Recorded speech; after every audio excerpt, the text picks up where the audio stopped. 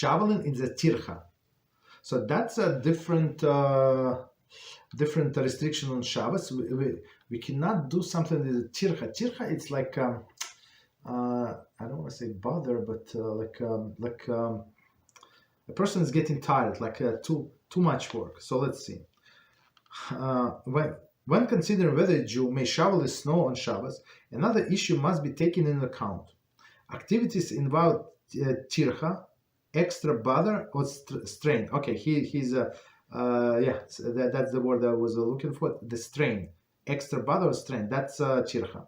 May not be done on Shabbos unless they're for the purpose of the mitzvah.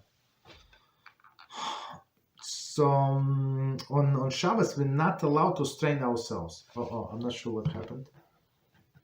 Somebody did something. Okay, I'm not sure. Let's leave it as it is. I don't want to touch it. Okay, so I didn't do anything. Okay. So one second. So it's a general rule, general prohibition that we're not allowed to do like exercise on Shabbos. For example, if you some people say, yeah, we ate a lot, so let's take a power walk on Shabbos. So after such a big meal, so we're not allowed. It's absolutely forbidden.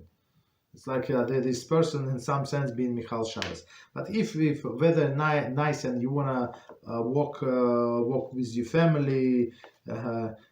Around the block, I don't know, like in a neighborhood, there is no problem. That's actually mitzvah to enjoy Shabbat. So it depends what you do. But Tirchah, meaning the strain, is never allowed.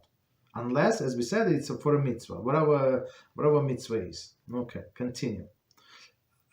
Whatever mitzvah is, maybe I would say maybe you preparing a meal for a bunch of people and you have to carry the tables and the chairs from one floor to another floor. Maybe it's heavy, maybe this, maybe that. That's a tircha, but it would be allowed since it is for a mitzvah. This is rabbinic prohibition. Okay. Shoveling snow would probably consider tircha. I would say most definitely would consider tircha. For most of the people who do not are not used to what is it, the manual work, for sure it's tircha. It's very heavy. The snow is very heavy. However, one is allowed to transgress rabbinic prohibition to prevent injury. So that's the way out. So one more time, if it's only when you have Eruv, it is logical to assume there is not shoveling to snow may cause someone to slip and be injured, and it would therefore not be a problem of tircha. Okay. However, it is mitzvah to stay safe, and tircha is permitted in the case of the mitzvah. Okay. So basically, I mean, even if when somebody does not shovel like walkway, right? So we live in a city, so people walk. So I know in many places there is no sidewalk, but where we live, like everybody like walking. Even though they park somewhere on a street, that they walk by your house. So even if you do not shovel, so these people you usually like triple careful. They know that there is a snow, that it's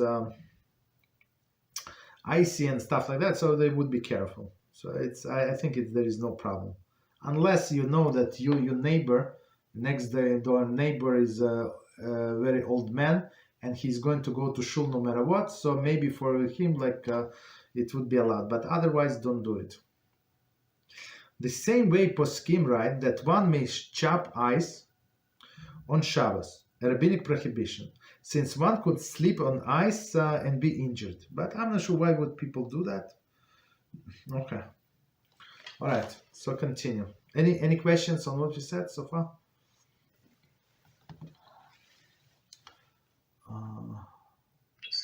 Yeah, go ahead. What about so you have a icy sidewalk, or say you shovel the snow the day before Shabbos, and it turned over into ice the next morning. Are you allowed to throw like salt or sand on it? Salt is a problem. Salt is a big problem because even in some sense it is an indirectly, but you turn something that is solid, right? You turn something that is solid into something that is liquid. That's the problem. Even though for food purposes we said many poskim said that there is no problem. You can, not everybody agree, but they say that you're allowed to prepare ice. For example, you have many guests. For a cold drink, you're allowed to prepare ice, but not everybody agrees. So I would not count it. But for Shabbos, like, just people see where they walk. I mean, one day, like half a day, they can wait. Should not be an issue. So half a day. Why I say half a day? Because many of them non-Jews they sleep until I don't know, lunch or something. And it's at 12 or 11, 12 until they get out of their houses. So for us, Shabbos is over in 5 hours. So 5 hours they can wait for us to Shabbos. So where I live, all of the Jews come out to shovel after Shabbos. After Shabbos ends, we do Havdalah, go out, and then we shovel. That's what we do. Okay, go ahead. Any other questions? Somebody raised the hand, but. Okay, so please speak out. Yeah, I was wondering if, when it's Shabbos and it's snowing and, some people, especially in, I don't know, non-Jewish, maybe they might not know. And what about if it gets very slippery and they fall? Wouldn't that be dangerous, like a life risk or something?